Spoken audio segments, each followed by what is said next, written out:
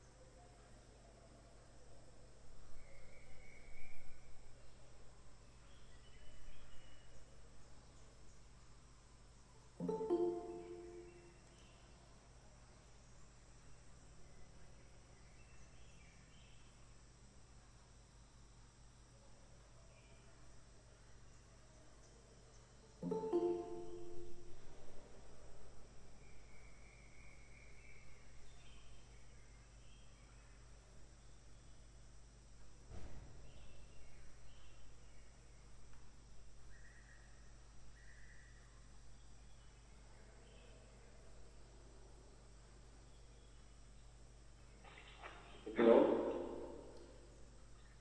Hey, this is me here. Can you hear me now? Yes, sir. Yes, sir.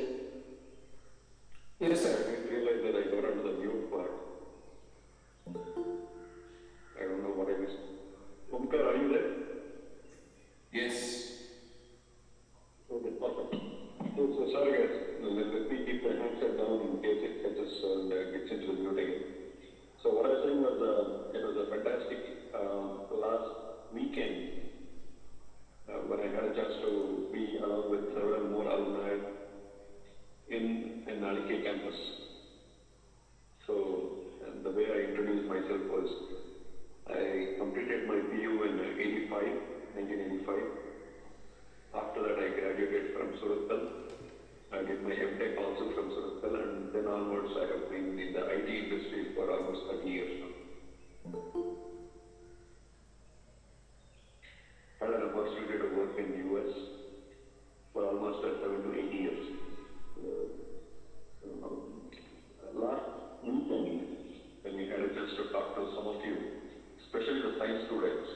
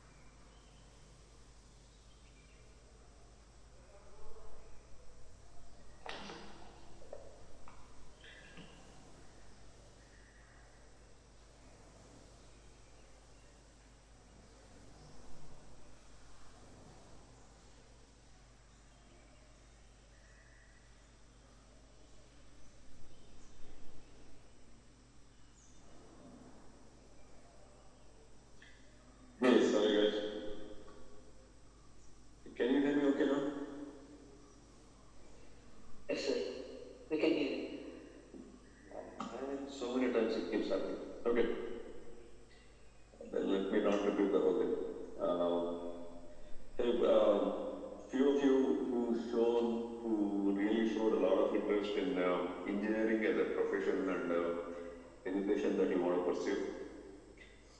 I thought it might be good for all of you to listen to my son, passionate about engineering, or as a passionate science student.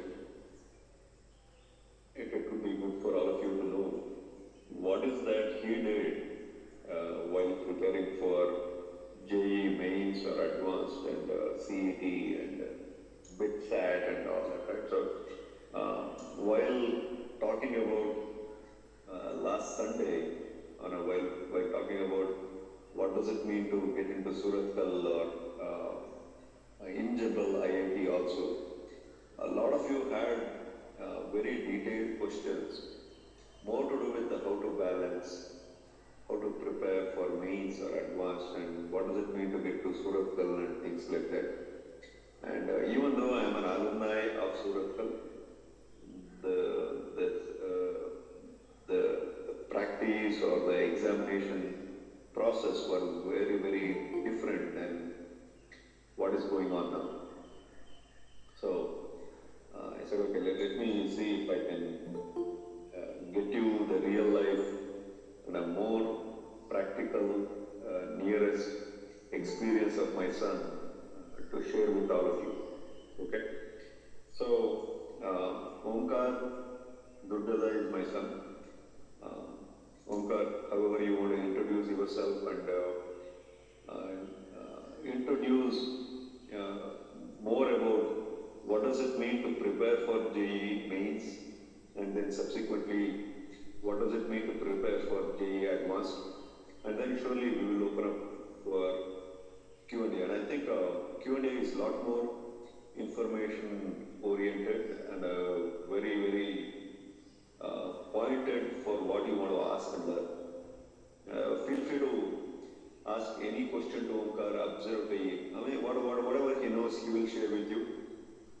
As detailed as which syllabus, which chapter, which reference book, which portal, where are some of those questionnaires that you can use, and anything along those lines. And I'm happy to share that he did well in JEE mains as well as in JEE advanced.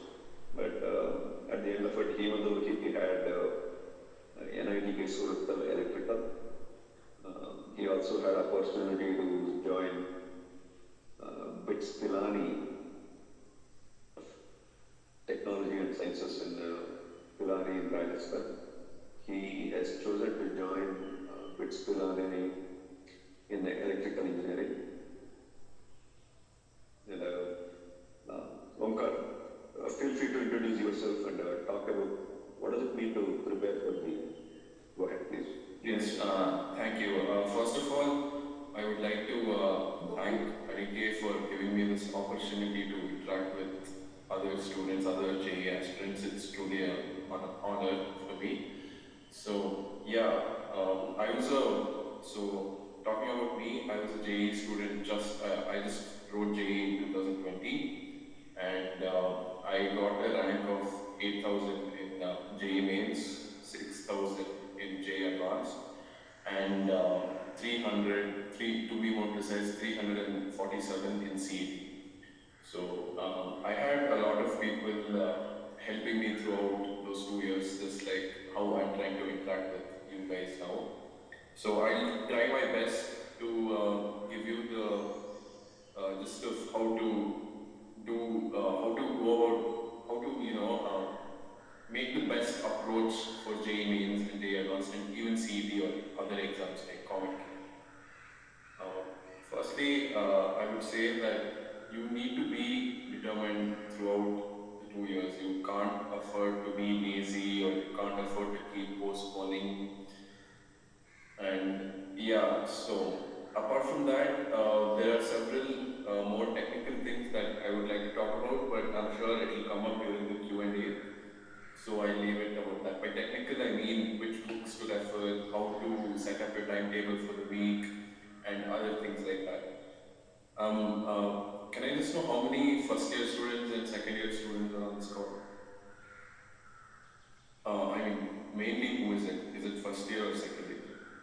Just leave it on the chat box, that's fine. OMKAR. Yeah, mostly it's a second year students. Fine. So you guys are aware, right, that you have 4 JEE mains this year for your academic year. So the pattern is a bit different, but I'll still try helping you people. I think there's not a lot for me to say. I'm sure I will have a lot to say when people start asking me questions. So I leave it up to that. We can start off with the questions actually.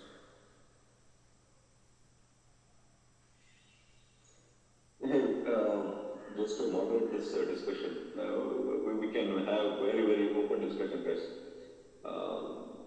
So whoever wants to ask a question, feel free to come out of the mute, ask a question.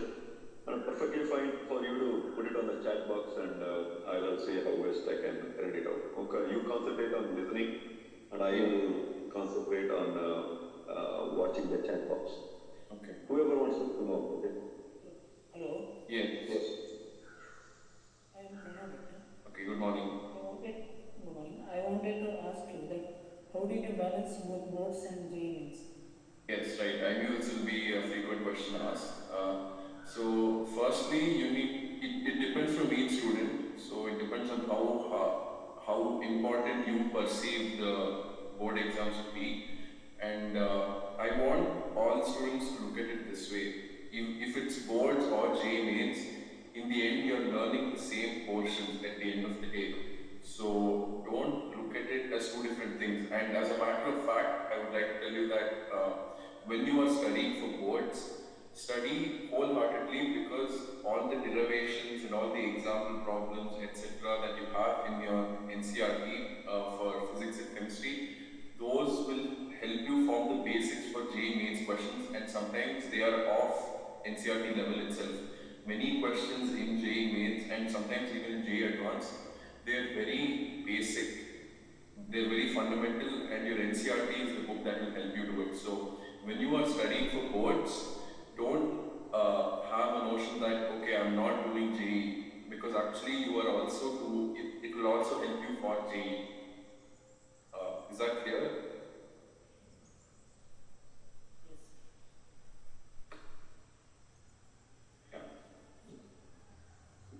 Pranav, you know what? Does it help you to get a hang of what does it mean to balance board versus JEE mains or CET? Means we should focus more on concepts for JEE. Yes, exactly. You need to focus on learning as much as you can, because in one way or another, they will help you in different exams that you are going to write. So don't think of it as JEE, okay, this is different, CET, this is different. Exams are different, patterns are different, but at the end of the day, what are they asking? They're asking you from the same set of questions, right? So the concepts will matter.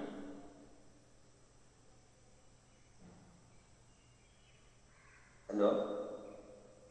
Yes, please go ahead. Sir, I am Alumni. Okay. Difference between electrical and electronic engineering. See, I am not, I'm still in my first year, so I can't answer that question yet. But right now, my branch is actually electrical and electronics engineering. I think my father, who has been in the industry and studied engineering, I think he can answer that question. Hey, Jyoti, is that the one who asked the question? Sir, Anirudh. Okay. Hey, let me answer that. Before I answer, let me tell you a couple of things so that you know who you are listening to, right? I graduated from Surathkal and I did my MTech, and then I've been in the industry, in IT industry for almost 30 years, okay? Having seen the industry for 30 years, I truly believe that circuit branches, when I say circuit branches, let me call out CS,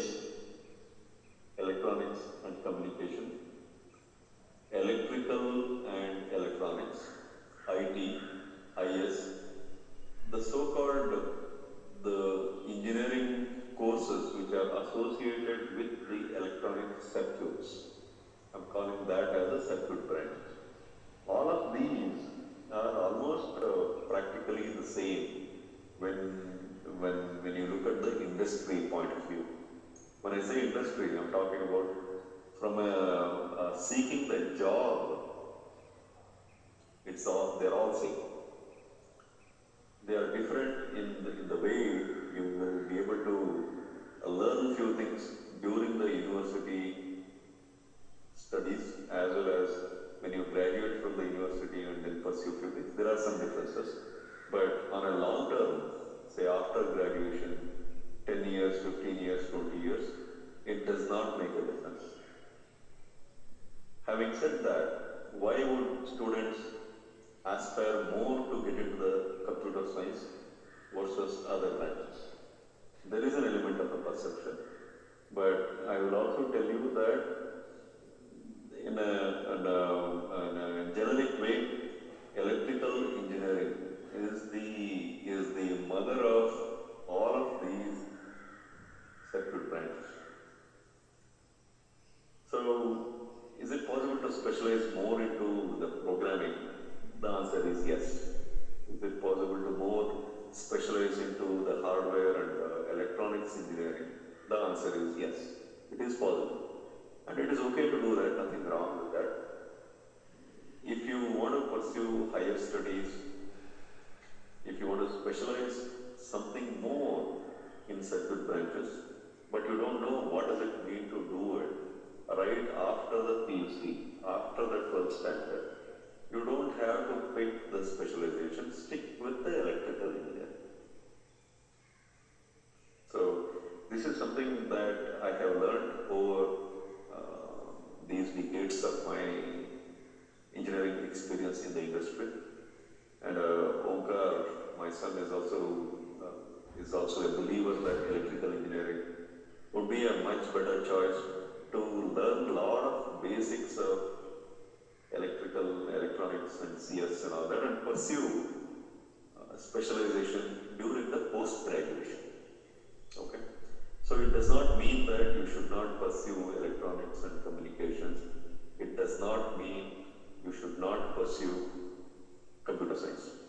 Okay? It's okay to do that. Electrical science, that's how it is called in US and several more countries in Europe. Electrical engineering, electrical science seems to be the mother of the so-called circuit branches. So, the question that is asked here is, what does it mean to pursue electrical engineering versus others? I'm a very, very strong believer that electrical science, electrical engineering is the mother of a lot of these circuit-related branches. Especially if you are interested in pursuing higher studies, pick that up. It will give you enough opportunities in top-notch universities in the US or even in India. Indian Institute of Science and several more IITs will allow you to pick the specialization in the post-graduation. This is, I'm saying something like that, I'm advising something like that in the context of higher studies.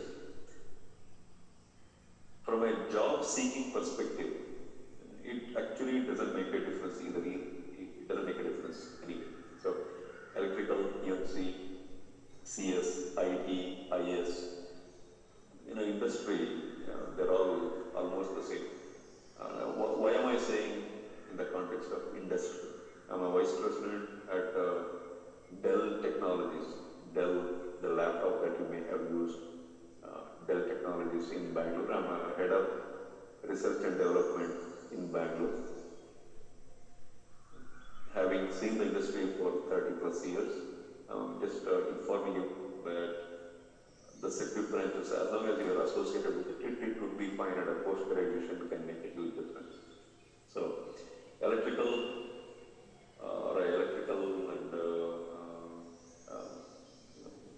engineering, electrical electronics and communication, they may not make a huge difference once you start practicing.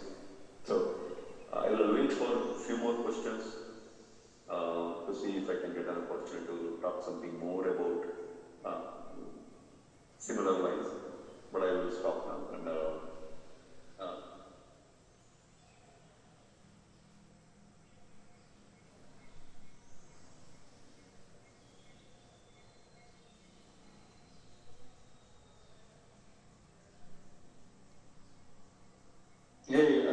Muni here again. I know that I lost some of you, but do you hear most of it? Uka, can you confirm? Yes, you are audible. Okay. Hey, whoever asked about electrical, was that reasonable enough? Yes, sir. Okay. Hey guys, feel free to ask as many questions. This is going to be really interactive, and especially what are the reference books? How do you prepare for mains versus advanced? Feel free to ask that questions to OMKAR, and that's how we can make actually a good user decision. Sir, by writing J, can we get into IISc or into pure sciences? No, you cannot. To do pure sciences in India, the government institutes, as you know, Indian Institute of Science, Bangalore, there is an exam called KVPY. Have you heard of it? Yes. Yeah, so KVPY is usually scheduled in November. I don't know what happened about it this year, but to get into IISc, that is the only exam. There is no other exam that you can take to get into Indian Institute of Science. However, there are other institutes, government institutes for pure science, such as ICER. I'll put it on the chat box, the spelling of that. So ICER is also government funded institutes, and for those also you can get in through KVPY, JEE Advanced, and they have their own exam. So ICER also and IISc are pure science institutes in the country. Thank you, sir.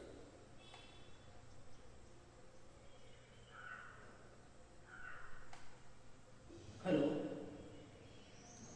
Yes. I am Pranav. Yes. This year they have made 90 questions. Okay. In that they have said that 10 questions in that we should attempt 5 for integer type. Okay. 5 out of 10 questions. Yes, sir. Okay. What is the strategy about it? We can attempt 7 questions also. Okay, I'll tell you one thing. So, first thing that you do is scan through the 10 questions that are available to you and identify which are the easier ones for you. Do not try to attempt more than what is required. If you attempt 5 and within the time you spend there, if you get all 5 correct versus trying to attempt 8 or 9 and if you get only 4 correct and you spend more time, then there is no point. So, what I would say is first scan through the paper, scan through all the 10 questions quickly and identify which is fast. You know that there will be a mark for review option in your computer-based mode. So it will be visible to you which you have marked for review. So if you do that, then it will be easier for you to come back to it because only the question number will be displayed to you, right? So going through it, identifying which are the easier ones and trying to solve them. Trying to get 100% accuracy in whichever you try solving. Is that fine?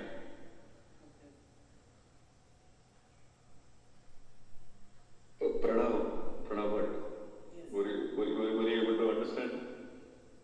Yes. So the catch is it's not about can you answer all of them or not, right? So will you be able to pick the right question that you are confident of getting the complete perfect answer? Then making an incorrect attempt and getting the negative answer or getting the negative There's marks. no negative marks. Okay, okay. Yeah, integer type has no negative marks. So what I would say is go attempt all. Attempt all as in work out 5 to 6 out of 10 based on the difficulty. If they are really hard, then you will end up leaving them. But first identify half of the easy questions and try to solve them. Since there is no negative marking, you can still put any value. That's what I would do. There is no harm in doing so because you can still get it right sometimes. Very rarely, it might or might not happen. So if there is no negative marking, then if the questions that you have not attempted, you can still put a certain value over there and deal if you don't have the time.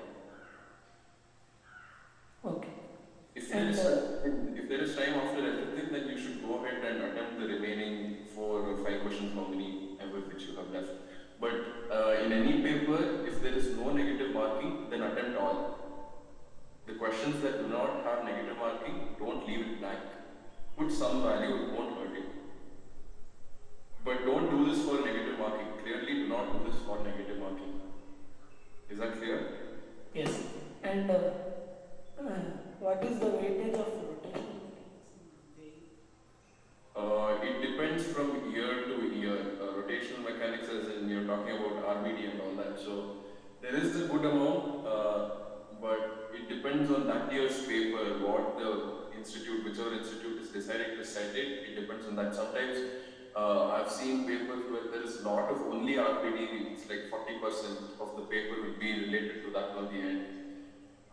Sometimes you have very few and you have a lot of 12 standard circuit related topics. So you need to be prepared for it.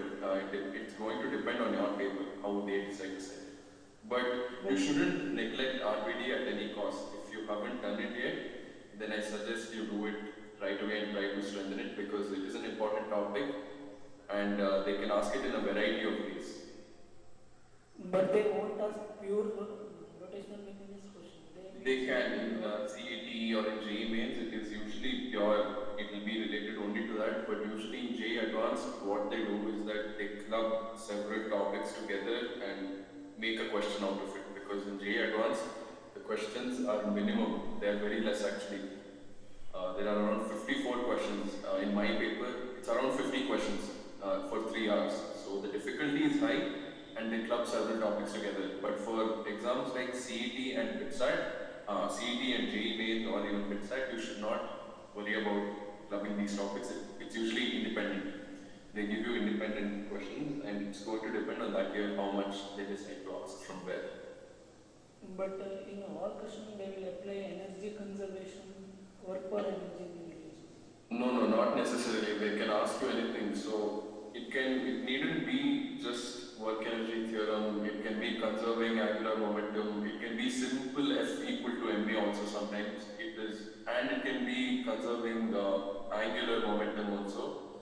So all these mechanics questions, there are only few things that you can apply, right? Like I said, conserving linear momentum, conserving angular momentum, work per energy, and simple F equal to ma and your kinetic energy, kinematics equations of motion.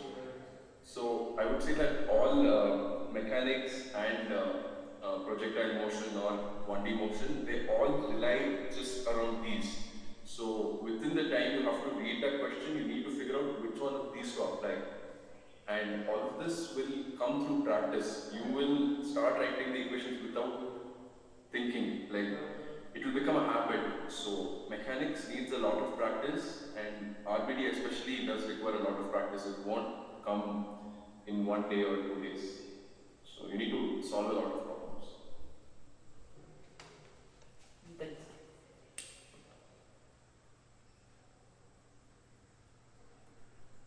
Yes, I would like to address Harshit's question. His question is, what are your strategies to study during the last few months before the exam? So I would say that start taking a lot of tests because it should become a habit where on the final day, the exam that you are taking, it should just become another exam. So don't only study or don't take only tests. You need to do both hand in hand. And after taking a test, it is not just leaving your, it is not just seeing your marks and letting it go. You need to analyze subject by subject, identify what type of mistakes you are doing. Are you doing calculation mistakes? Are you doing silly mistakes towards the end? Or are you not aware of the concept itself? Trying to learn that concept, trying to see what kind of questions they can ask from there. I think that should be your strategy. And also also, I would suggest to keep a notebook, a separate notebook. You can have all P, C, and M inside this itself. As and when you learn new things, like last minute things where you decide you want to see before the few days of exam, all these things will come from taking tests. So when you take a test, you will realize that, oh, okay, this question can be solved in two different ways. So you can write your approach, and you can write in chemistry. There will be several things in inorganic chemistry and organic chemistry, right, which you may be seeing for the first time. So if you want to remember these things, you should go ahead and make a note of it. You should, and you should use this notebook towards the end. So that notebook will actually be pretty powerful, and before a few days of the exam, it will actually bring a lot of confidence in you. Okay, I know so much now. So you'll just get that feeling. Addressing Karthik's question, is it enough to practice previous year papers, or is it must to buy books to prepare for the exams? So, practice your papers, I would say, past 4 years, do not look at any question from it right now. 2 weeks or 3 weeks before the exam, start taking the practice, start taking the previous year JEE mains or whichever exam it is as a mock paper for yourself. You shouldn't have seen a single question. You should sit down, take 3 hours time, put a timer, and you should solve. You should solve it like as if it is your real JEE exam. And looking at your marks, you will be able to see where you stand. So it's apart from that, before that, so obviously you will have to solve a lot of other papers as well. It depends on you whether you want to buy books or not. If you buy one book and if you solve all the mock papers in it, that's also good enough. But nowadays you get many, online papers, online mock papers. Like I said, Alan, Vedantu and Byju's, they all have like 5 to 10 papers each. So solving all of them itself will take a lot of time, and they're free as well. They're free and they are of good level. Yes, Pranav Bhatt's question, which subject will you attempt first in JEE mains exam? So this is actually a really good question. This is going to depend on student to student, and right now is the time for you to figure out which combination of P, C and M works out for you. Because some people will start with physics, chemistry and math, the same order the paper is given. Some people start with math, some people start with chemistry, but right now it is important for you to figure out which one you like.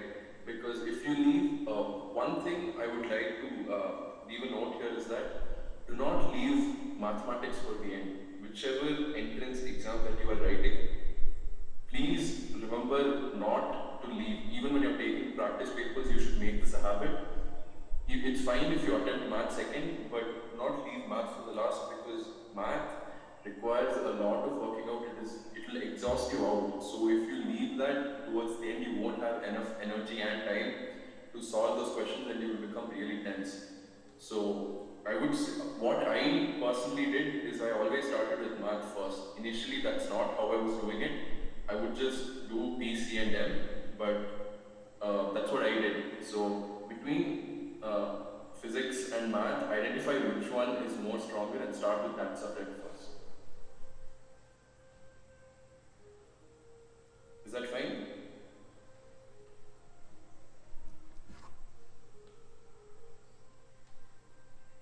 Hello, Pranav Bhatt? Yes. Did you get that? Yes. Okay. How to prepare for inorganic chemistry for JEE? Yes, like I said, inorganic chemistry won't vary much in terms of level of questions asked between CET, JEE mains or JEE advanced. They are all pure facts, right? And like there are many exceptions.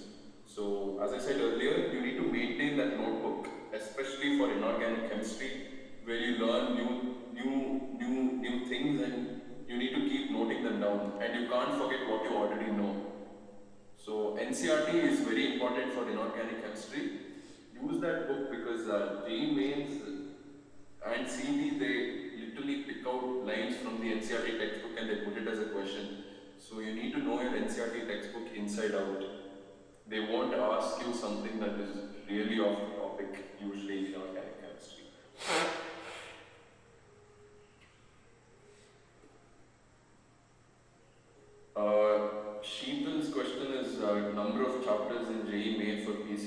I can't tell you the exact number, but what I can tell you is that the portion is your NCERT textbook, PC&M, from the first chapter to the last chapter, every single page. That's the portion for JMAs. And if you are unsure of whether topics are deleted or not, you can usually they release the syllabus. The syllabus is released much beforehand, and it is available online on their official website, so you can check that out. Hello. Yes, Deepak, go ahead. This is Deepak. Is NCERT enough for chemistry or should we buy another? Okay, yes. So NCERT is a must for chemistry. I wouldn't say it is enough for chemistry, but while studying for chemistry, before studying anything else, make sure you know that you know everything inside the NCERT textbook, especially for chemistry, both 11th and 12th, especially chapters like organic and inorganic. Organic, you will be required to know the reagents of almost every single reaction there, the conditions, temperature, pressure, what are the products, what are the side products, why this is a major product, why this is a minor product, and you will require to know things like this. And I would say for organic and inorganic, focus highly on NCERT, try to see what is there, try to find out more about each reaction, try to find out what type of questions they can ask. So for physical chemistry is where I would suggest you to use another book, because physical chemistry in NCERT is very limited. So other online material or offline books, you can use that for physical chemistry. But strengthening inorganic and organic mainly lies in your NCERT. Okay, thank you.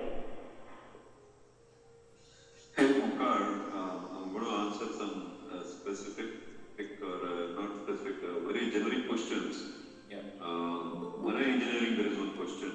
What is the procedure to be a marine engineering? So, I truly don't know the very specific answer. My suggestion would be to send me more information about why are you asking that question. The reason is marine engineering would be a very specialization. I don't know much about it, but I'm very sure that it is a specialized one. Why would you be interested in such a specialization during a graduation than post-graduation? Okay, so the login ID is Sunita who is asking this question. Feel free to get in touch with me. The next question is Deepak Vasudev who is asking, want to ask you, many people tell the job is not secure for you if you do engineering, but I'm very much interested in going into IT field. IT as a computer science, as a information technology. What is your opinion, Rudramani sir? So my answer is very simple. There is a lot of learning throughout your professional life.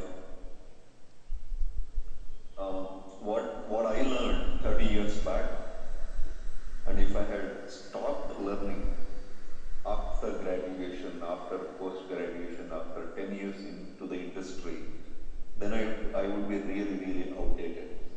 So the learning does not stop irrespective of which engineering discipline you get into. So you don't have to worry about whether IT industry is going to be there forever from a job perspective. Even if you get to the IT, you have to learn, you have to cope up with what is changing on the technology. And it is not just about IT, by the way. Whether you get into the civil engineering or a mechanical, automobile, doesn't matter. You have to learn and you have to cope up with what is changing. So the focus would be after graduation, after post-graduation, how do you learn would be the focus. You can learn by studying yourself. You can learn by studying online. You can learn by joining some of the universities. You you can also learn through others, through the discussion, by asking questions, by allowing yourself to be asked questions. Either way, the learning continues throughout the life, especially on any technology sector, any technology discipline. Okay. So for now, stay with what is possible for you to get into the engineering keep moving. Okay. So that's the generic answer to Deepak. Then I can get to another one, which is NCERT. I think that is answered. OMKAR, have you answered this question? Can you tell which are the books can we refer other than NCERT for JEE and books where we get old book papers? OMKAR. Sorry, I didn't hear the last part of that question. Where can we?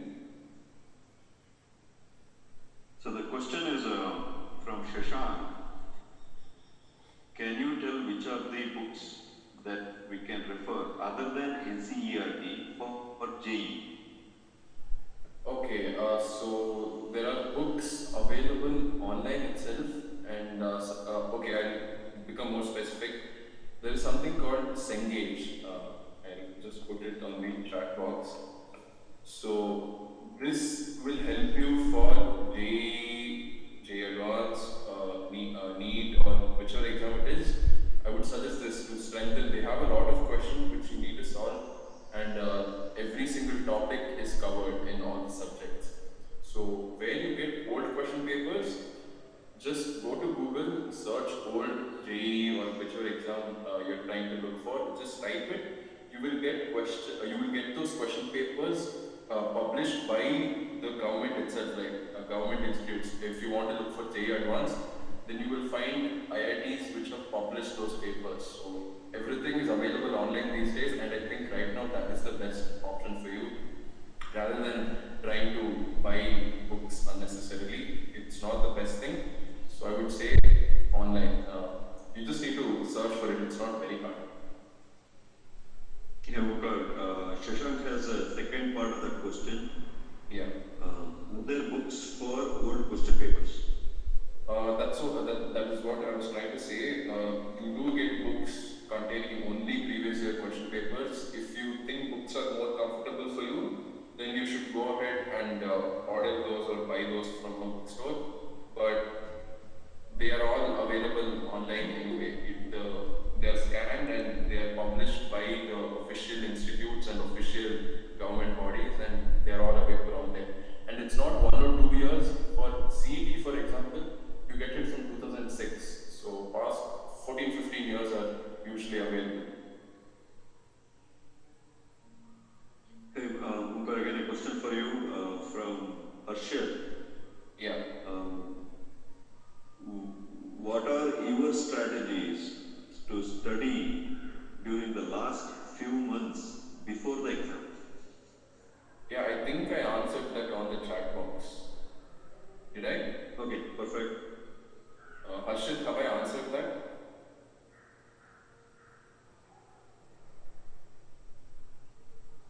Harshit? Okay. The next one, say, is it enough to practice previous year papers, or it is must to buy books to prepare for the exams? Yes. So it is a must to do previous year papers. Like I said, 2 or 3 weeks before, save it for that. Do not see those papers. Take them as mocks. But it is not, to answer your question, it is not enough. Solving only those will not help you. You need to look at other papers, other mock papers which are published by several other coaching institutes such as Allen or FitG or Excel, or they are all available online. They are available in books also. It is up to your choice how to do it. But in any of these things, if you are buying a book, I would say that try and solve every single thing in that book. Don't try to refer to multiple books, as it will not help. Take one single book, try to cover each and every single topic and each and every single question in that book. Don't refer to 3 or 4 books and do 30% of each. That is not the way to do it. And someone asked important topics of math. Arihant also are really good books. Like they are like Sengage. I would recommend them also. They are available online, offline. Arihant are good books for all PC and even for organic chemistry. I would say Arihant is a really good book. And important topics of math. Okay, more than important, important as in, yeah, the entire calculus in your 12th, that is highly focused on. But I would like to tell you something that will really help you because important topics of math means it's pretty obvious, everything that you learn will be there. But what I would like to give you as a piece of advice would be, do not neglect the smaller topics such as statistics, probability, mathematical reasoning, because they will ask you questions from those chapters as well, and they carry the same weightage as any other really difficult question, like say a really hard integral, integrate tan cube x, and some mathematical questions. They will have the same amount of weightage and they will require minimum amount of time to solve. So if you have neglected these topics, then it won't work out good for you. So do not neglect those topics. I would like to emphasize that again. Make sure you know every single type of question that they can ask you in topics such as probability, P and C, statistics. Usually in math, that's how it is. They will ask you, no doubt about it. Just make sure you get all of them right. Hey, Sheetal Devaya has a very specific question. Can you tell where did you take coaching for JEE? Yeah, so I studied in Bangalore for throughout JEE for 2 years. So there was this coaching institute called Centum Academy, which they're very specific. They're not very big. They used to come to our school after class hours, after school hours, and they would give us coaching for 3 to 4 hours for 3 days a week, and that's how I went to coaching. So the name was Centum Academy, and it was run by a few IITs. Hey, so when OMKAR said they used to come to his school, he's referring to National Public School in Bangalore. Yeah. Yeah, so OMKAR, again, one more question for you. Yeah. I think you may have answered this, so are there any other exams other than JEE? Yeah, I answered that. Yes, you did. How Karthi K, have you answered that? How can we distribute time for both boards and competitive exams? Yeah, I said it in the beginning as well. Distributing time as in, when your boards are approaching, obviously you have to study for boards. You have to focus on doing well because in CET, I hope all of you are aware that 50% of the weightage in your rank is from your boards and 50% is from the actual CET exam. So do not neglect boards, but while you are studying for boards, do not also get scared that, okay, this is not for CET, this is not for JEE, because you are actually studying even for those exams by studying for boards. So when you ask which one should you give more time, that to me it doesn't make sense because you need to give time irrespective. It will help you. Don't think, like I said, it's not giving time to different things, you're giving time to the same thing. So when you're studying, just have the aim of learning things. That's what I would like to say. How to make a good timetable? Right now there aren't a lot of months left for you to before your exams. So I would say identify your weaker topics. Try to finish them right now itself. If you're weak at PNC, let's say, then try to master that topic right now. And this is in both 11th and 12th, by the way, because you know that even 11th standard they ask a lot of questions in these competitive exams. So do not neglect them. Start revising 11th standard, all chapters, P, C, and M. And do not totally neglect the topics that you are strong at as well. keep revising them time to time, and start taking tests. It needn't be every day. Right now, your first day is scheduled for February, right? So ideally, January last 2-3 weeks, you should be taking tests every single day. And apart from that, right now, if you take 2 tests maybe a week, I think that should be sufficient. You'll realize how much you know, how much you don't know. Hey, OMKAR, again a question for you from Soshekar Maragudi. How a student focusing on NEET can also prepare for JEE? Is it good to do so? Okay, this is a rare case because hardly we find, maybe, okay, I wouldn't say hardly, but I personally did not come across anyone in my student circle who was truly studying for both. So right now, I would say try to identify which one you really truly want to pursue. Because if you focus your attention on one thing rather than 2 different things, you are more likely to get a good result in that one thing. I wouldn't say it is not bad to do so because you have physics and chemistry lying in both the subjects, I mean in both the exams, but math and biology are entirely different. So it will be hard if you want to do it, but if you truly have no idea which one you want to pursue yet, then you will have to put in extra effort to manage both math and biology and try to take both NEET and JEE mock exams. It will be hard, but if you want to do it, if you are motivated enough, then there's no stopping you. You should do it.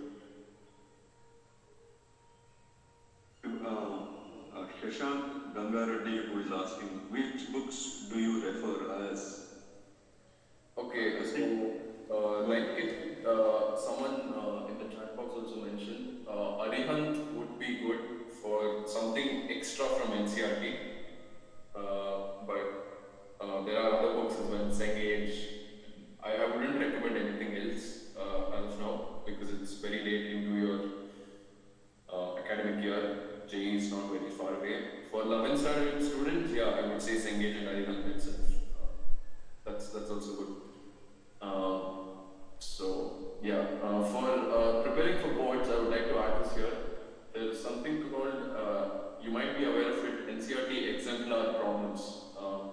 They are, you get it online. I have not seen it anywhere offline actually, but NCRT exemplar problems with solutions, they are available online, and they are something that is more than what is in your exercises, and they will help you, they will test your concepts, they will help you for exams like CET and JEE as well, and even your boards. They are the tougher part of boards because boards there are usually a lot of easy questions and few tough questions. So exemplar problems are usually the tougher ones, and if you want to strengthen topic, you should do it. I just put the spelling in the chat box. Hey, there is a Jyoti Varan who is asking, tell about EEE engineering course. Electrical and engineering, electrical and electronics engineering. Right, so I did talk about it earlier already. So it is, electrical engineering is considered a mother of all the circuit branches. So it is okay to pursue electrical engineering if you are really want to pursue post-graduation. But otherwise, electrical engineering allows you to get into several more electrical, electronic, CS related industry as well as specialization. The next question, Mohin by Mohin Dharma. Yeah, I read the question. Okay, how did you tackle the fear of failing to perform well? Do you ever feel like whatever you studied isn't enough, even if you worked hard? How do you suggest me to stay confident throughout my preparation? Okay, this is something that I have personally experienced. So during 9th or 10th, there was this exam where I got, with negative marking, I got -1 out of 45 in physics. So things like that will actually really hit you hard, and it is up to you how you want to look at it. feel that, okay, no, this is not for me, I can't do it, then you are at loss. But if you take it in your stride, if you take it as a learning experience, then there is a long way to come from that single point. So right now, this is a fact, by the way. If you haven't taken a test yet, and if you take the test and if you see your marks, and then if you go and see what rank you get for those marks, it will actually hit you hard. It won't be your expectation. You might not meet your own expectations. So do not, right now, it's a mental game as well. It's not just studying. It's JEE is obviously a mental game. My teacher always used to say this: JEE isn't an exam of selecting people. It is an exam of eliminating people. So people who are mentally prepared for it are the ones who will actually do really well. Will go a long way. So if you feel like whatever you studied isn't enough, don't worry about it. It might go really well in your way, because whatever you have studied itself might come in your exam. So things like that might happen. It might not happen as well, but focus on learning. Don't worry about all these things. If you feel like if you are getting really scared, then talk to your teachers, talk to your other students, talk to your parents. Just don't only study, find other things to do as well. So don't worry about the end result. I mean, you should worry about the end result in a way where yes, I want to do well, but don't put too much pressure on yourself and waste time in doing that. So don't think too much about other things. Just tell yourself, yes, these are 2 years I want to dedicate my life for. I will need good results in the end. Right now, I'm going to focus on my strategy and how I can do that. So that should be your approach. Hey, OMKAR, I know how you were analyzing after attempting a previous question paper.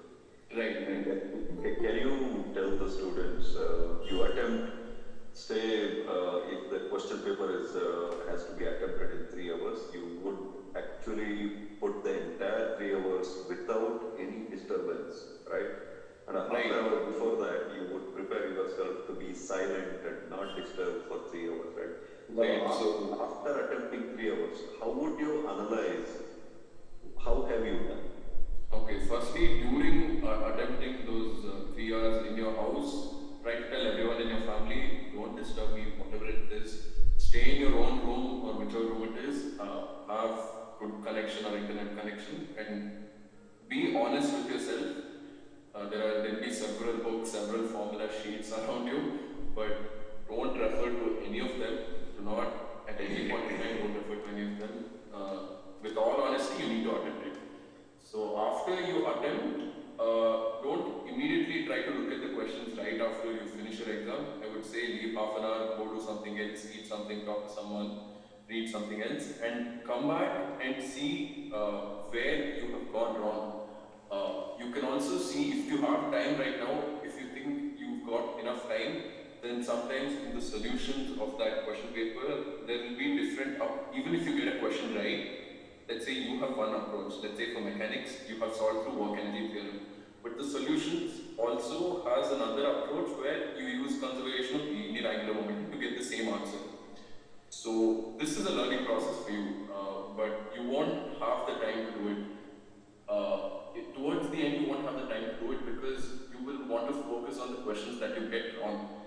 The questions that you get right, you won't have time to see the other approach if there is any other approach.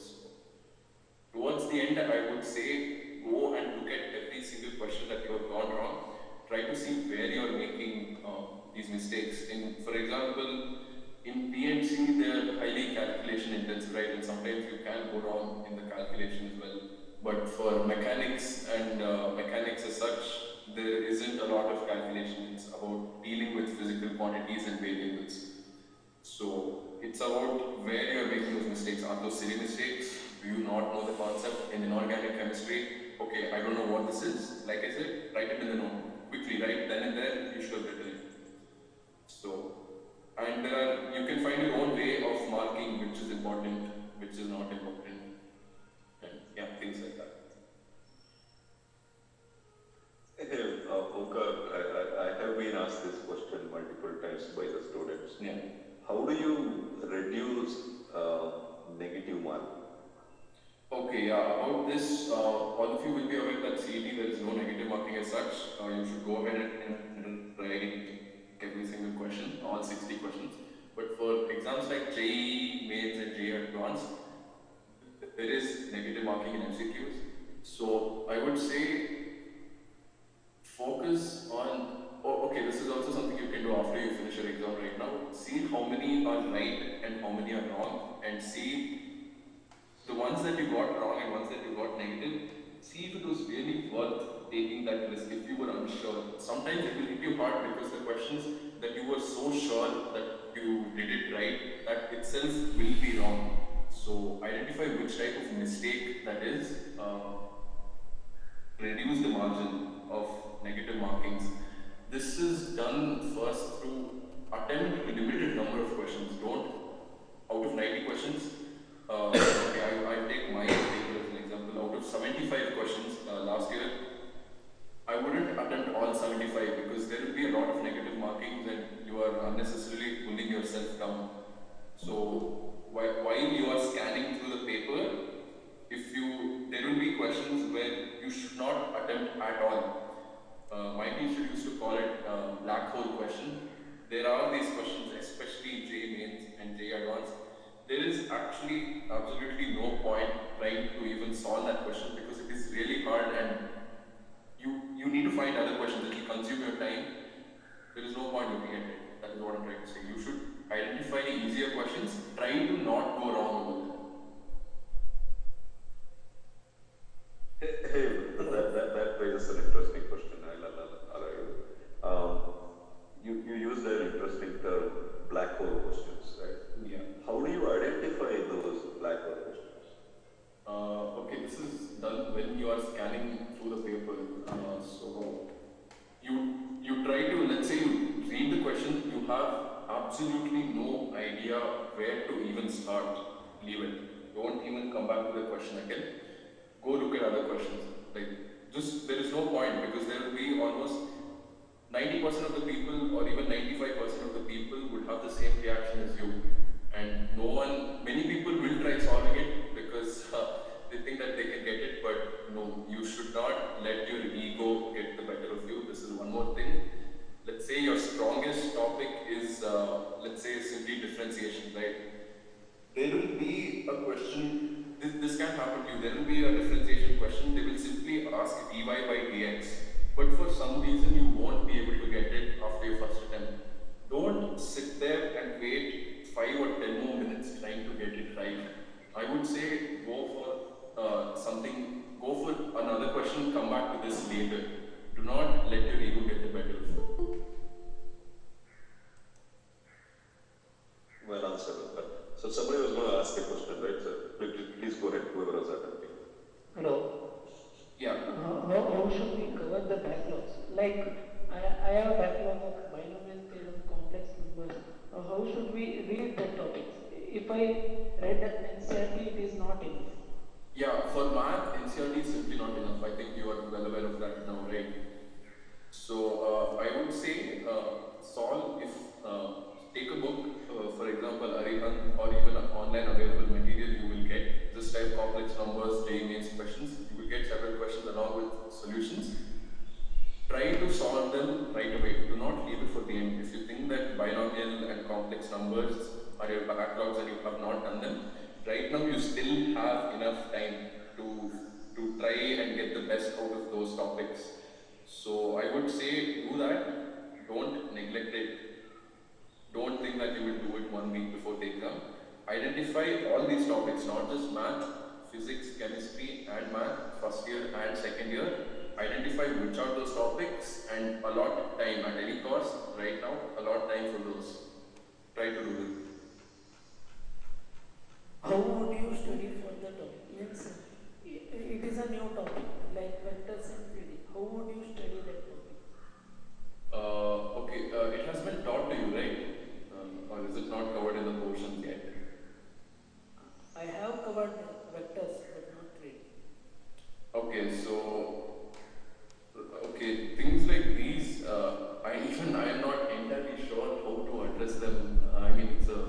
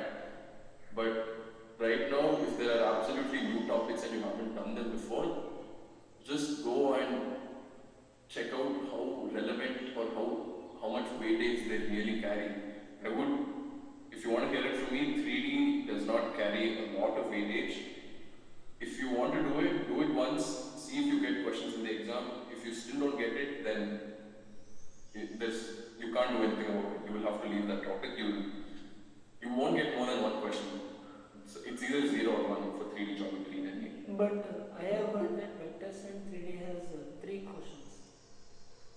See, again, that's not a fixed quantity. I don't know where you heard that from, but no exam will tell you this is the weightage. They will not give you any official confirmation. Maybe not even for CET actually, CET or anything.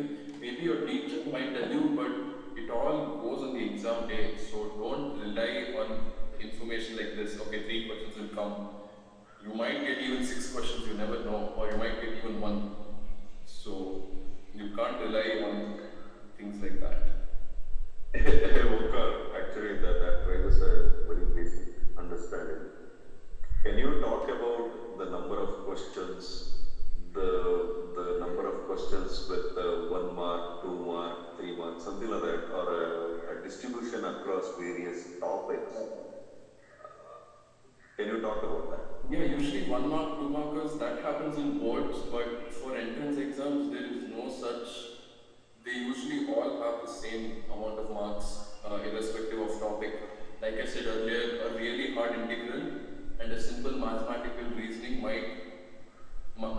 they will actually carry the same amount of marks. So for boards, it will be different. There will be 1 markers, 2 markers. It will go up to even 6 markers. So you will need to practice those 6 markers and 4 markers for all subjects. Yeah.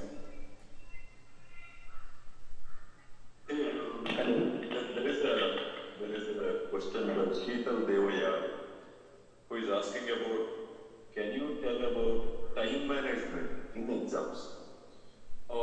This is, I'm sorry, I haven't addressed this already. So in 3 hours, let's say I'll take JEE mains, then I'll come to CET. So in JEE mains, chemistry is, as you know, it's just touch and go type of questions. You see it, you read it, you either know it or you don't know it, and you move on. For physical chemistry, you will have to work it out, but usually most of the questions are quick.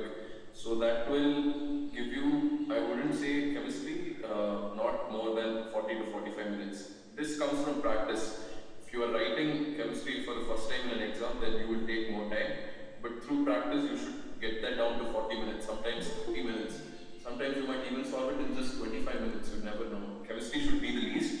Math will end up consuming the most number of time because questions are long and they need working out and they need pen and paper and all that. So math won't be as straightforward. You look at a question, you won't get the answer, you have to solve it out, right? So math, more than 1 hour, you will end up consuming. And for physics, between the two, it will be somewhere between 45 minutes and 1 hour you'll end up solving for physics. So when you are doing it, let's say if you are starting with math, then don't spend 2 hours on math. You need to keep that in mind. You need to keep a watch. You need to have a mental clock, and you will have a clock in front of you as well.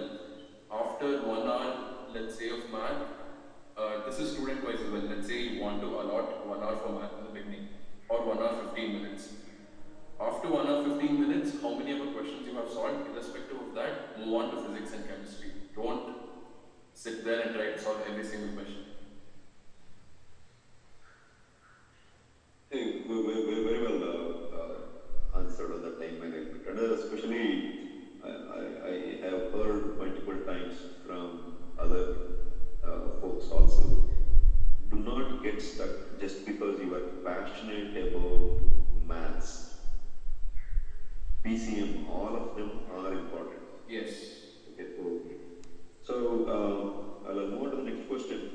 What is the best way to revise first year topics towards the end? Right, so this is something which I would have recommended. I mean, the notebook thing is something which I would have recommended if I got a chance. 11th standard students, please start maintaining that notebook that I mentioned earlier right away. It will really help you towards the end. But my best advice to the 12th standard people right now, identify the weaker topics. You don't have a lot of time, right, to revise every single topic from the beginning. You can't do that. So write a few tests, see the type of questions that they're asking, see what you are weak in. Like someone said earlier, RBD, okay, what is the weightage, how important is it? So things like that, identify which are the weaker topics, which carry more done. Usually over the past years, what is the trend? What type of questions are coming more? Identify those and try to do those questions. Try to do those topics and try to know every type of question that they could ask you. This is across. Sorry, finish up. Yeah, I'm done. So, a very simple question: what is your JEE score or the percentile in JEE Beef and advanced? Score, I don't remember exactly. Mine was around 300. I would say it was nearing 200. But percentile was 99.23, and that resulted in a 8,000 rank.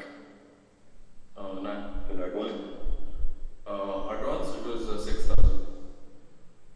This is one more thing.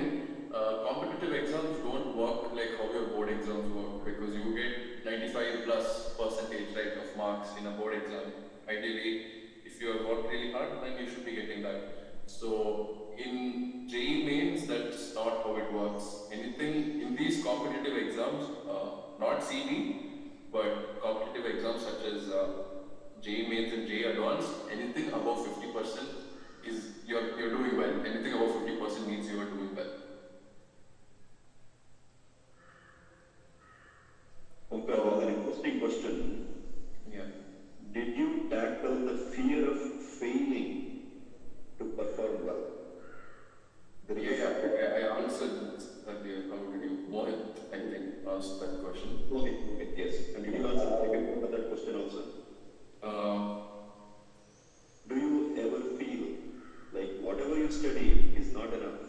This will happen not in math and physics, because there is only a variety of topics that they can ask you, but you will feel that in inorganic chemistry especially, whatever you do, how much ever you study, there will still be a question or a fact that you haven't read before, and that will come in your exam. So don't get disheartened by it. Inorganic chemistry is like that. Inorganic chemistry by itself is an exception. So that is something that you should keep in mind. Don't ditch inorganic chemistry completely, because it is very powerful. Inorganic chemistry will make the difference towards the end, because everyone would have focused on physics and math in those 2 years. Inorganic chemistry is where the toppers actually get it. If you should go see the interviews of some toppers, they would have mastered inorganic chemistry. It's a long drawn process. For 2 years, they would have studied it, and they would have made sure that, okay, whatever they have to ask, I should know it. They would have made sure of that. Inorganic chemistry, so yeah, it's pretty powerful. You won't feel such things like that in math and physics. It's about whether you know it, whether you know how to solve it. It's about the practice that you have already done. So, yeah. I have OMKAR, again, one more question from Pranav, which is, should we do HC Verma exercises? There are... Pranav, you're in 11th or 12th now? I'm 12th. Okay, then right now I would not recommend doing HC Verma exercises, because that is to build concepts.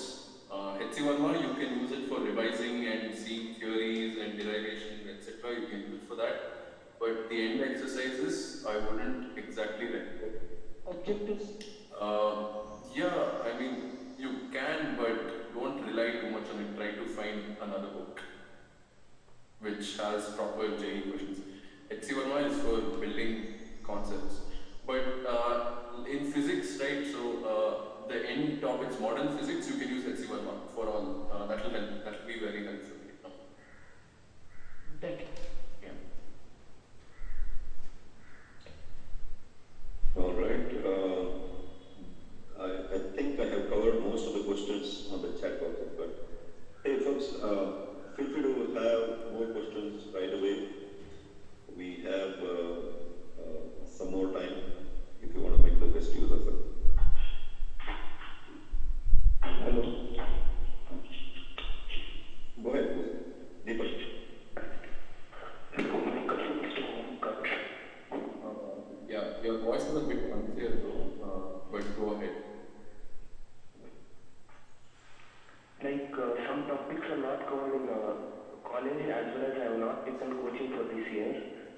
start doing it or limit? Okay, you're in 11th or 12th? 12th class. Okay, give me an example of what type of topics are not covered. Like calculus parts, integration parts are not covered. Okay, okay, so major topics like that you cannot afford to ignore, so you have to find a way to learn it on your own or take help from your teachers who, if they haven't taught properly or if you haven't been able to understand it. Right now, finish it. For major topics like calculus, integration especially, you can't afford to leave it like you said, you have to do it. There is no other choice. But for really small topics like 3D geometry, which don't have a lot of weightage in these exams, towards the end, if you don't have time, then there is no option but to leave it. But for the core topics, you have to find a way to learn it. Either book or online or through your own teachers, you have to find a way. Okay, thank you. Yeah, but there is a question from Hemant Gowda. Question is, actually in class 11, there are many topics in physics based on calculus. Yeah, but 11 students do not have knowledge about calculus, so Yes. okay. This is a tough question because I had it easy because my math teacher knew about this and they made sure that calculus was taught, basics of calculus, like simple differentiation was taught in 11th itself. Hello sir, even for us they have taught us in 11th sir. Okay. Our maths subject is Yeah, it's the most basic. I mean, in physics, you won't require a lot of it. It's the most basic differentiation and integration. So, it won't take you much time. If you want, you could take help of your seniors or someone who has already learned it. Or you can go to your own teacher and say, sir, I need to learn this for these type of questions. Could you allot me some time? Or you can find another way to learn it by your own. But learning integration or differentiation for the first time on your own will seem a bit new. It will be hard. So I would suggest take the help of someone in the beginning itself.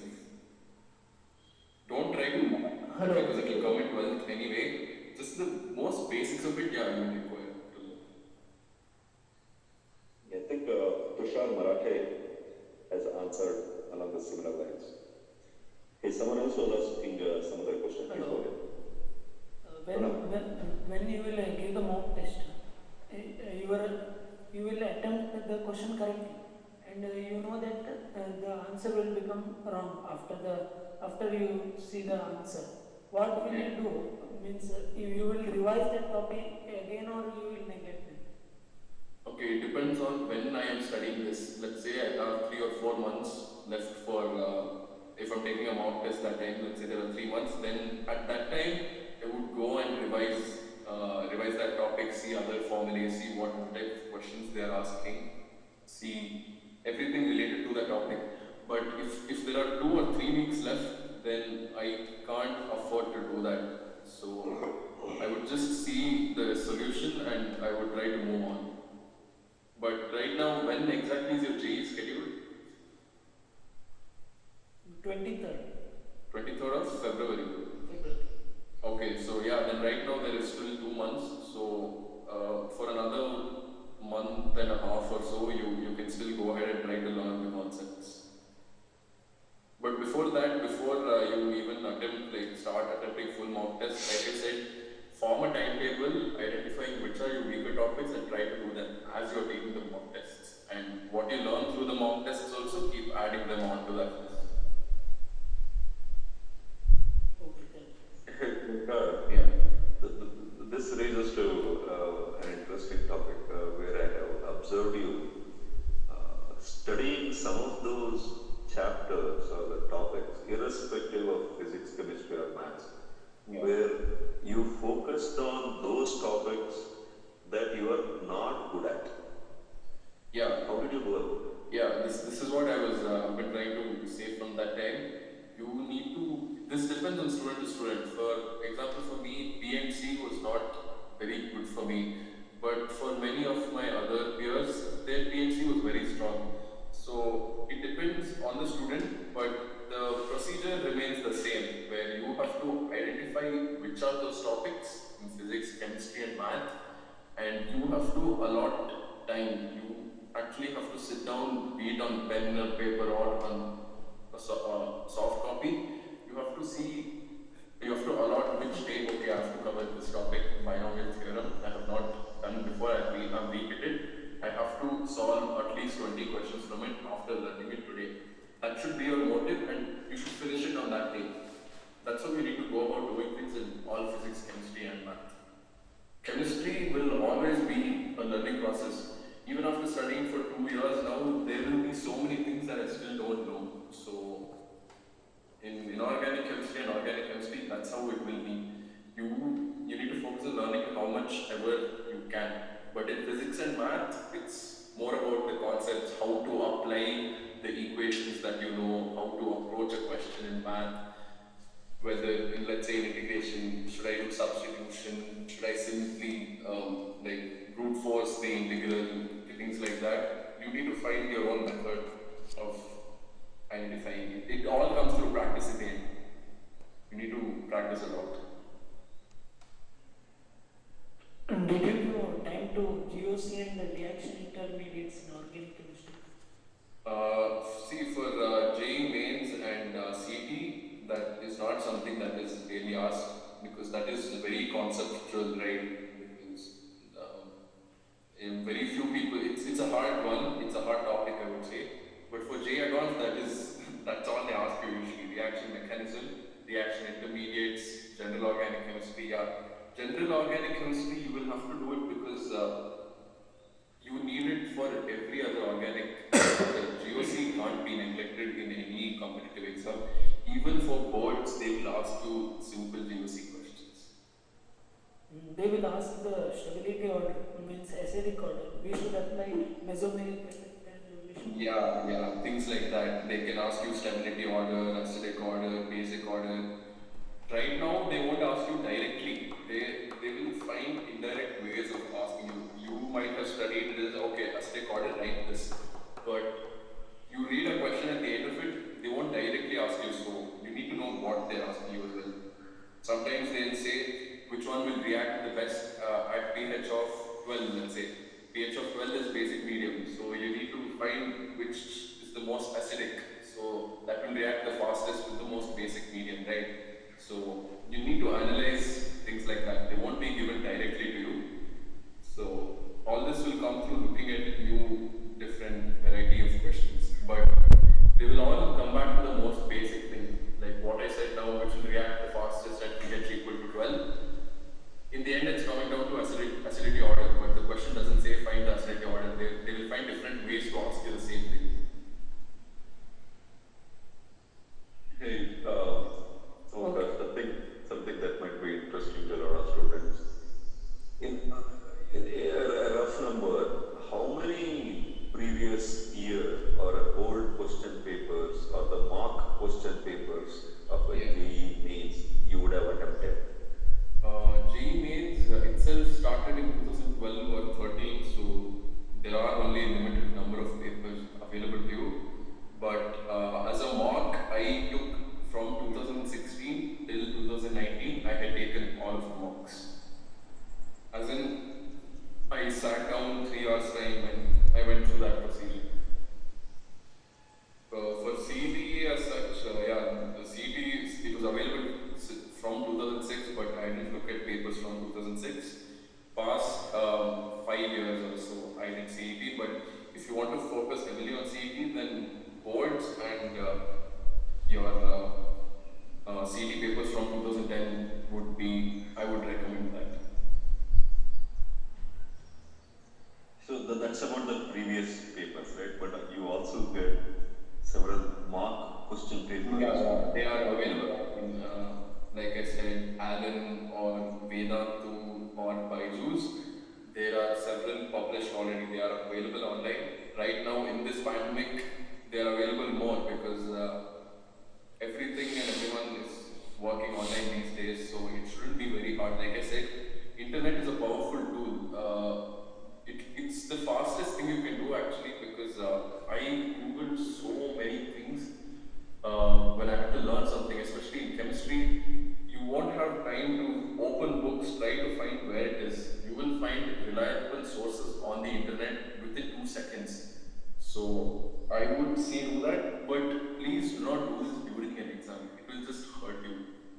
seen my friends actually doing it, and then they will get used to that habit and they won't perform. But please don't do it during an exam. For all practice purposes and learning purposes, you can do it. What we should do day before the exam? This is actually a really good question. This might sound very illogical to you, but don't study anything. I'm actually very serious about that. If you try studying last minute things, if you study at 8 p.m., 9 p.m. before the exam, before the day of the exam, it will actually hurt you very badly, and I have personally experienced that as well. So even my teacher used to say it, and you can ask the people who do really well as well. Truly, they wouldn't study anything. You should have finished everything before 2 days of the exam. Last day, it should just be you trying to get your mind off of things, mentally preparing for the exam, trying other things to do, see if you have all the required details, other things like that. You can't focus on learning something new the last day or revising topics on the last day. You shouldn't actually.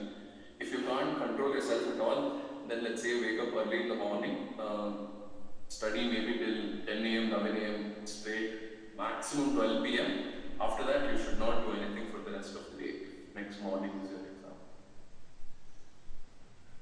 This time there is a 4-shift exam also.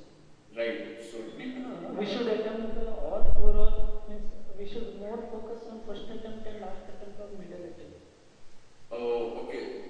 So I'll tell you this. Your best shot that you will get at your JEE mains is your first attempt. That is a pure fact. Because after that, with more time, more and more people are prepared. Like the competition becomes tougher every single time. Like by the 4th time, it will be really hard for you to do well and get a good percentile, how much ever you study. So your first attempt would be your best shot, but do not get disheartened by it if it does not go your way, because there are still 3 other attempts, and if you work really hard, then you can still do it. But your first attempt would be your best shot. It is actually very powerful. That's what worked for me. Second and third, the competition will just become tougher and tougher each time. Okay. What might help is first attempt versus other attempts. How does that translate into the percentile? Yeah. I hope all of you are aware of how percentile works and how the marking scheme. Normalization is something that even I can't explain to you, but how percentile is the number of people that you have beaten, and it will go up to 7 digits. Mine was 99.2303444 or something like that. Even I don't remember exactly, but from exam to exam, if you do really well, even if you get a low score, let's say you get 180 out of, how much is your exam out of, by the way? 90 times 4, is it out 360 marks? No, 300. 300 itself, okay. So let's say you get 180 out of 300 in your first attempt. Let's say that would easily get you 99 plus percentile. But in your 4th attempt, if you get the same marks, 180 out of 300, that will probably be 97 or 96 percentile, because the competition has increased and there are many people who are doing well, and the people who got 180 in the first attempt will now be getting 220, 230. So you need to improve with time. You can't stay stagnant. To get the same percentile, in fact, let's say you got 99.2, and if you want to get 99.2 in the 4th attempt, you probably have to get 40 or 45 marks more than what you got initially. So that changes. But your first attempt is everything. Give it your best.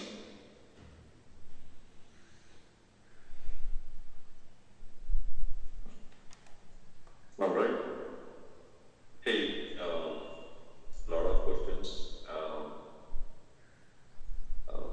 And I don't see any more questions on the chat window, but anyone else, feel free to. I think we have 20 more minutes if you really want to go. Any other question, guys?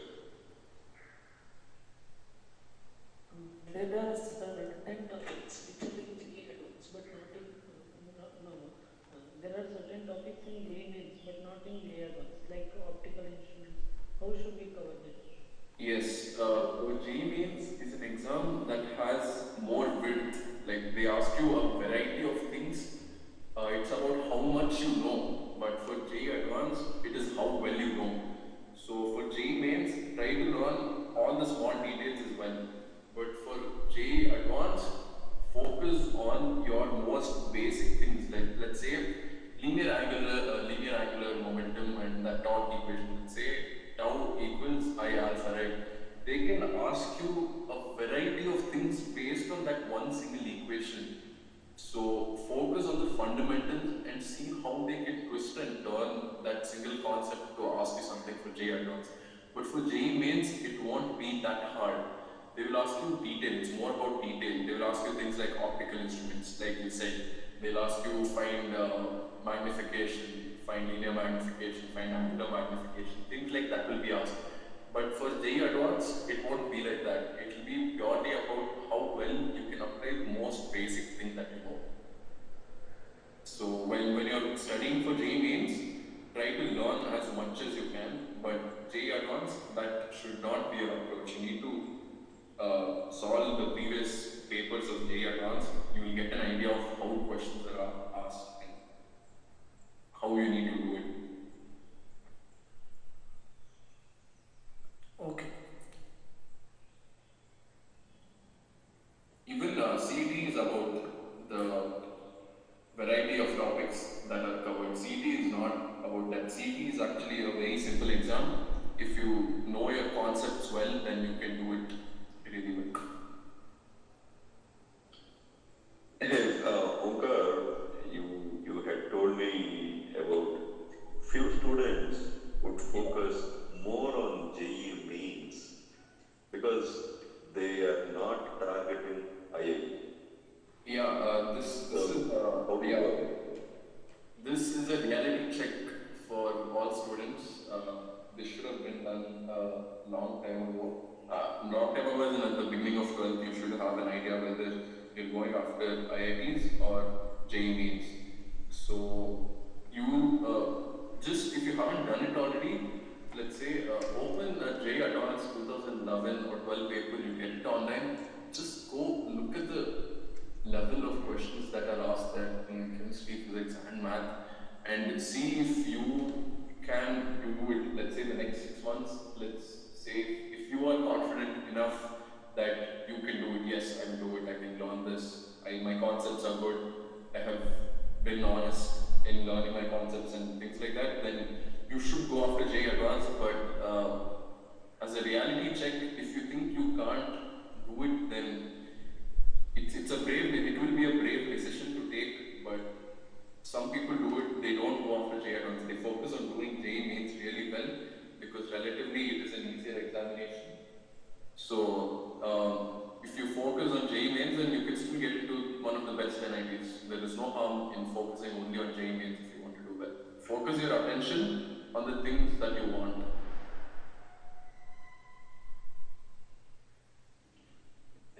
Students want to make one thing clear. It's hard at the end of it. JEE Mains are advanced, but both of those exams allow you to get to National Institute of Technology (NIT) or Indian Institute of Technology (IITs), right? So the reason you can qualify or a target NITs is more of a self-realization. Are you really good in the way he explained? How well do you know to go on to the advanced exam, JEE Advanced? So there is a self-realization that you have to have, right? So it's not, there is no perfect mechanism to get it, but only the attempts at previous year question papers will tell you whether you are good at it. And OMKAR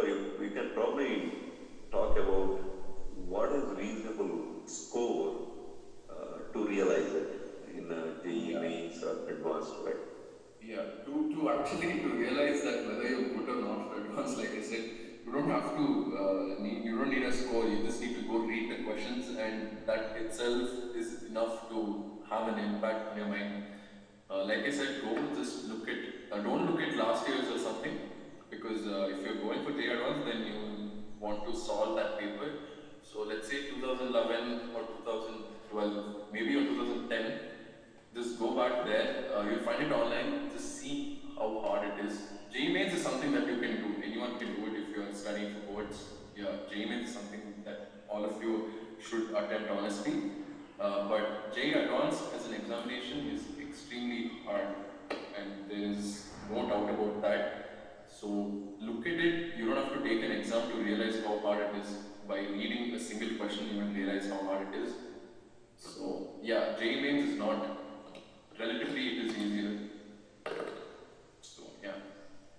For, like I said, in these exams, JEE Mains and Advanced, JEE Advanced above 50% is an exceptional score, by the way. It will get you within 5,000 or 10,000 rank easily. But JEE Mains also, if you are getting out of 300, right now if you are getting 150 plus, you are doing good. You are actually doing good. In your first attempt, if you are getting anything over 200, that is also extremely good. You will get maybe below 5,000 rank from that. If you get 200 plus in your first attempt itself. Hey, OMKAR, I know how you were attempting the mock question papers or the previous year question papers. You get a score and you target, say you get 150 or 160 now. How do you go 5% more, 10% more, 20% more, right? Can you talk about how do you go about disciplining yourself to get the higher percentage of marks, right? Right. So it won't happen overnight or something. This is something that will happen when you take a lot of tests. You will see your marks slowly increasing. So that will happen on the side. You don't have to worry about that. But apart from that, like I said, analyzing the paper after you have attempted it, seeing the type of mistakes that you are making, and identifying how you can not make these mistakes and how you can learn more topics. For example, like I said, mathematical reasoning, etc. You might not have learned it, but after you learn it, you realize that you're getting 4 marks more. Then you learn vectors in 3D. Then you're getting again 12 marks more. So slowly it will increase day by day and week by week. But you need to focus on learning new things and attempting more and more papers. So that will happen if you do like I said, if you do it, whatever I said. Yeah.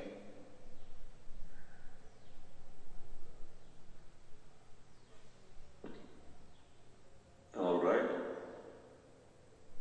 Any more questions, folks? Very insightful questions, very practical questions and answers. Really useful for all the students. So I can see the clock. We are coming almost close to 2 hours. It's been a very busy Q&A. I kind of expected this, but really happy to see that. Lot of questions. And Pranav, fantastic set of questions, very detailed questions, and several of you. Okay, so any other question, folks? Keep going. That's fine, and don't worry about too much about the time.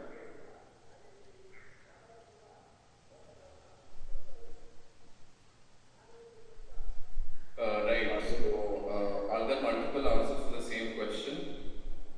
This is there only in JEE Advanced. JEE Advanced as an exam has multiple sections, I would say. Each paper has different sections, and each section has their own marking scheme. Let's say there are multiple correct questions, A, B, C, D. Let's say ABC is the right. I'm just giving you a simple basic example. Let's say ABC is the right answer. 3 of them out of 4 are correct. If you mark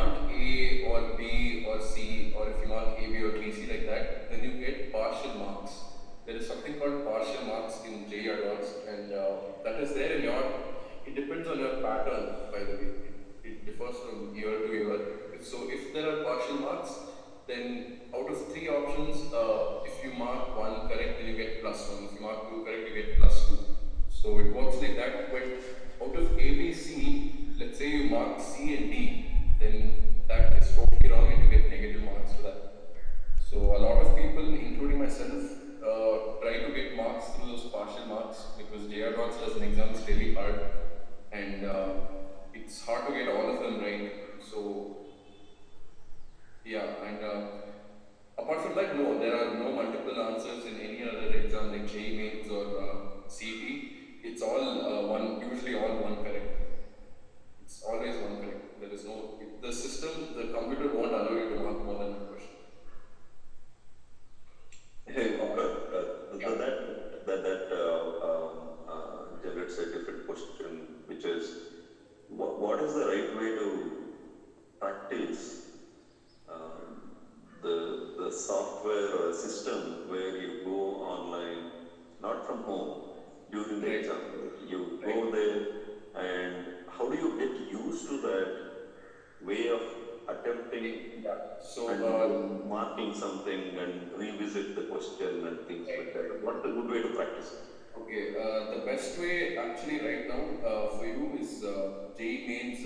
If you are going for it, it will help you. CET is offline, by the way. There is no online CET, so that is simple pen, paper, OMR. But usually all other exams are online these days. So there is something called NTA app. I'm not sure if you guys are aware of it, but if you are not, then I'll just tell you the exact name of the app. Just a second. So what this app is basically is there are almost 100 tests released. NTA Abhyas, National Test Abhyas. So there are around 100 JEE Mains tests. This is there even for NEET, by the way.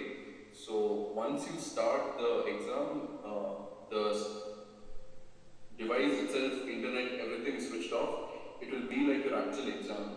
You can mark questions for review, you can revisit them, even if there is multiple correct. No, there won't be any multiple correct in JEE Mains, but you will see how that software works in the actual exam. That's how it will be in your actual exam as well. So for taking mock tests, I would say NTA Abhyas is actually the best one. Apart from Alan, Baidu, or whatever it is, with detailed solutions as well. So NTA Abhyas is actually very powerful. So that will help you to get used to the software and that will help you to learn mock tests, to take mock tests and analyze them as well. So a general question there, are there any benefits for SC/ST category students? There are benefits in terms of us. Usually, this is what happens after all your exams are over. So there is something called general category, then SC/ST category. There are different rank lists announced, by the way. So you get ranks. If you're general, then you get rank in general. If you are SC/ST, then you get rank in that. So for SC/ST, there is a benefit from normal general students. It is a bit easier. I wouldn't say it is very easy. There is a lot of competition in that category as well to get into the top institute, top branch. There is heavy competition there as well, but it becomes a bit easier. Let's say 8,000 rank in general category. No, let's say you get 180 out of 300, but you're a general student. And if you get 180 out of 300 if you're a SC/ST student, then both of you might get NITK Surathkal, but the SC/ST student might get a much better branch. So yeah. So another question there is, what percentile should I get to join Surathkal? More than percentile, I would say rank. From, I think it will go up till 15,000 in JEE Mains, All India ranking. Until 50,000, you will get seats. We also have home state quota, right? So with that, maybe until 12,000, 15,000, you will get even branches like civil, etc. So all of this is available online as well. If you want the exact rank, which year, what rank, there is a website called College Pravesh, and they have the lists for every branch, every college in the country for competitive exams. Yeah. Sound good.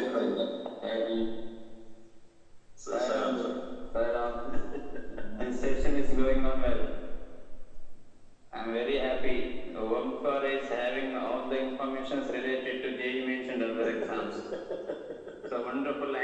wonderful moderating from Rudramani sir too. Thank you, sir. I personally welcome OMKAR for IDT institution. Yes, sir. Yes. Yes, sir. He has visited RDK in the past. Oh, okay. I didn't meet the same. No, not a problem. I'm happy to get him. When students are there, surely we will visit, sir. Okay. Nice. Thank you for wonderful anchoring and wonderful presentation by OMKAR. Thank you, sir. Right. So, just want to see if, OMKAR, so something more about what is the right way to give the preference to the colleges? How did you go about it?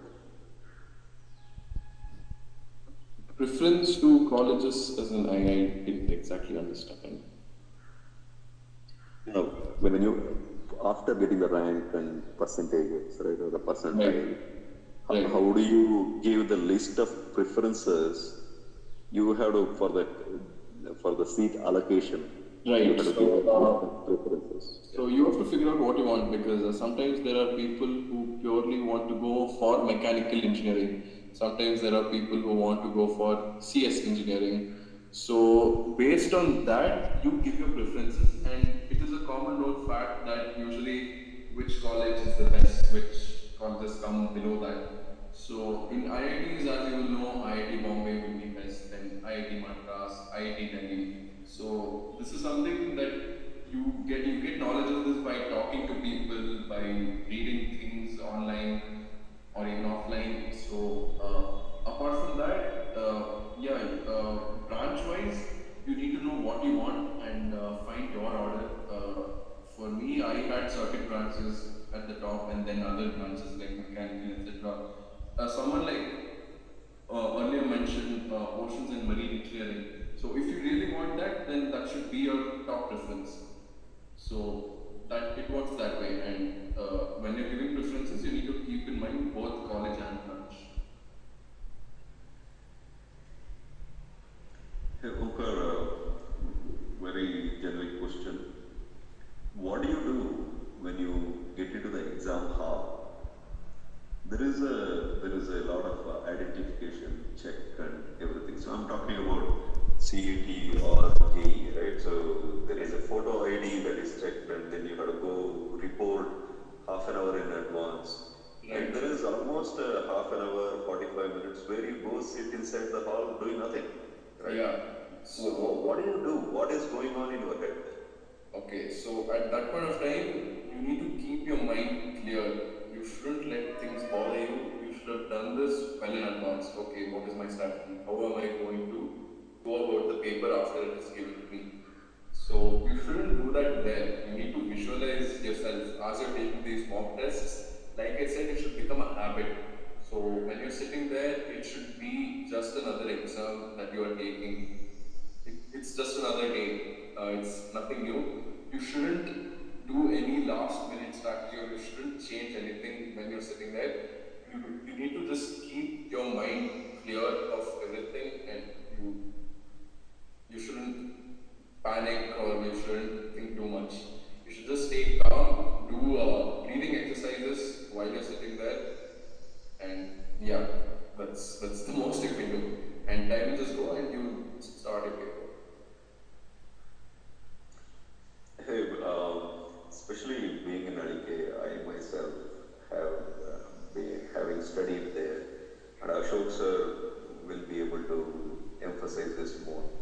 Staying calm is going to make a huge difference in these competitive exams. Especially few hours before the exam, and even the previous day, it makes a huge difference. It is a competitive advantage.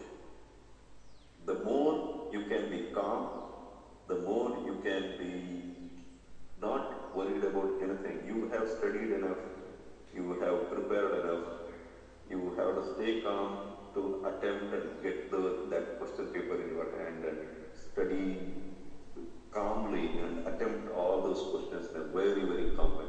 It makes a huge difference. And the reason I mentioned about having studied in LK is because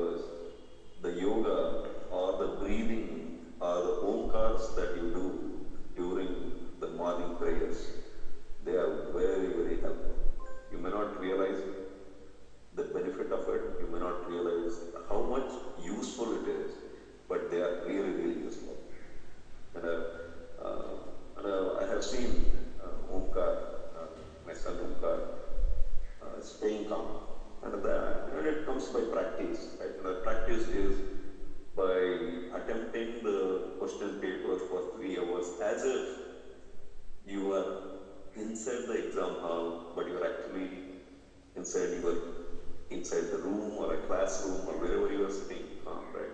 So literally prepare your mind half an hour, 45 minutes before attempting your prior year question paper or a mock question paper. Practice as if it is the real life exam. And that mental preparation is absolutely required. And it comes by practice. You have to keep practicing. Like OMKAR said, it's a one more day, it's a one more exam, it's a one more paper. You have to take it that way. The more you are calm, it's easier to attempt. Right? It's easier to stay focused, stay concentrated on the question that you are trying to solve. So it really is a huge practice again and again. So I've seen him doing it, and I really suggest a lot of practice by attempting the mock question paper as well as the previous year question papers. Okay. All right.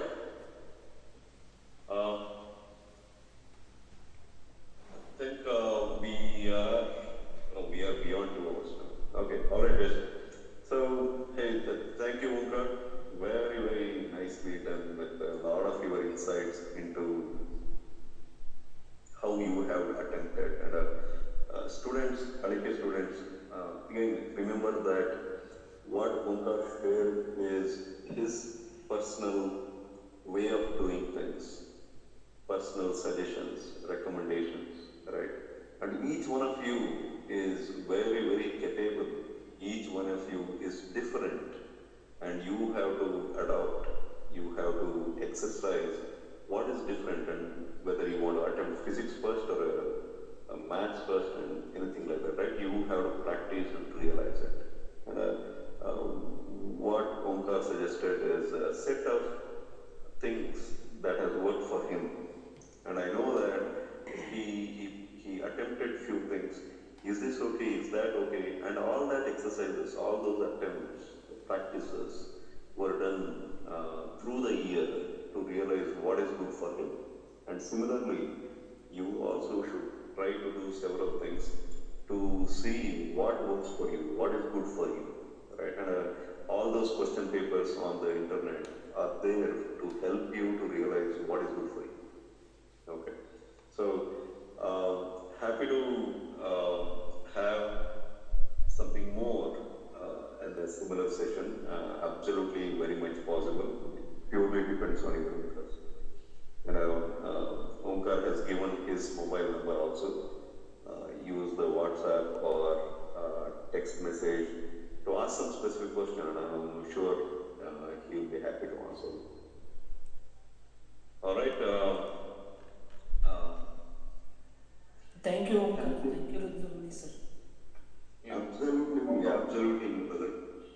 Thank you, sir. Very nice, and really wish you the best possible. And I know that this is not one of the normal years compared to anything that has happened in the past. Very different year, and a very different year. You can face the exam and do well. Wish you the best. OMKAR, anything closing comments that you want to have? No, I would just like to say, just don't worry about what happens later. It's just an exam at the end of the day.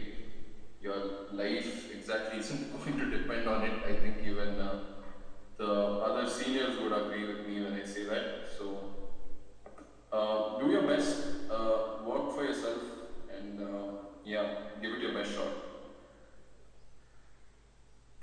All right. Hey, thank you all. Thank you, OMKAR. Hey, by the way, if you have seen me addressing OMKAR here and there, he is sitting at home. I'm not at home. I'm elsewhere. Okay, that's the reason. I'm also on the phone, on the mobile, like all of you. So okay. Otherwise, wish you the best. Ashok sir, if you are still online, please check with the students if a similar session